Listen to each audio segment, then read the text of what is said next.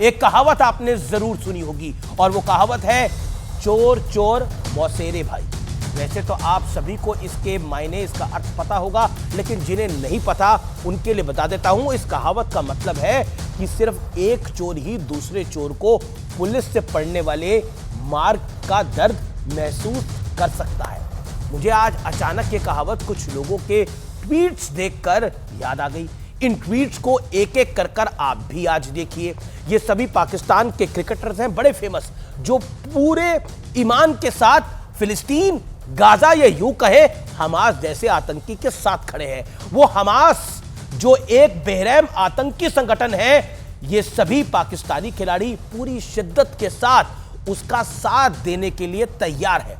उसके लिए जीने मरने की कस्में खा रहे हैं।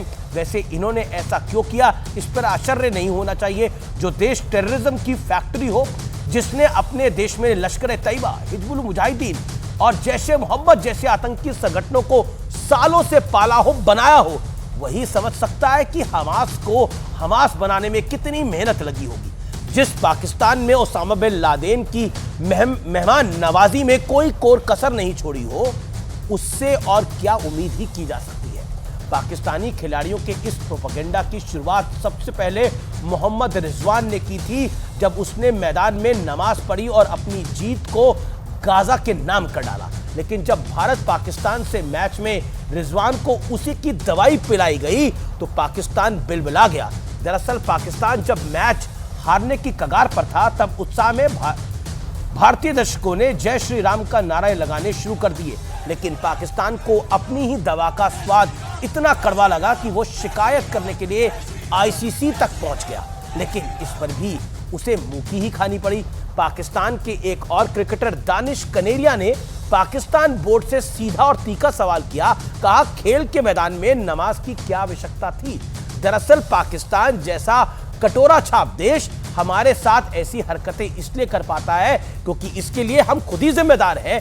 ऐसे उसे पता है कि हमारे अंदर ही अंदर इतने हिस्सों में हम लोग बट चुके हैं, मौका मिलने पर और फायदे के लिए शायद एक दूसरे के कपड़े फाड़ने शुरू कर देंगे।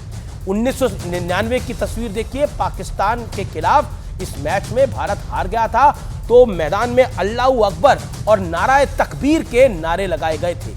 तब हम चुप रहे और ना जाने ऐसे कितने मौकों पर हमारा स्टैंड खामोशी भरा ही था। और जब हमने बोलना शुरू किया तो हमारे ही समाज का बटा हुआ एक हिस्सा जय श्री राम के नारों के खिलाफ खड़ा हो जाता है। ये वही वर्ग है जो हमें नवरात्रों और दूसरे हिंदू त्योहारों पर मॉडर्न होने की सलाह देता है। व्रत रखे तो कहता है इसकी आवश्यकता क्या है वो सीख देता है।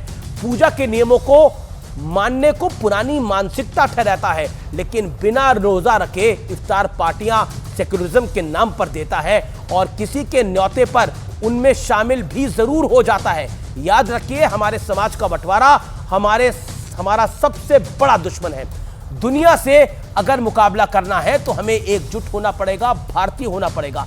एकजुटता में कितनी ताकत है और एकजुट देश कैसे दुश्मनों का सामना कर सकता है, इजराइल इसका सटीक उदाहरण है। इसलिए मौके की नजाकत को समझिए और फैसला लीजिए। लेकिन आज मैं एक और बात कहना चाहता हूं। हमारे यहां पर बड़ा सामान्य होता है नवरात्रों के व्रत में कह देना किसी को, अरे इसकी क्या आवश्यकता थी, ये क्यों रख लिया तुमने।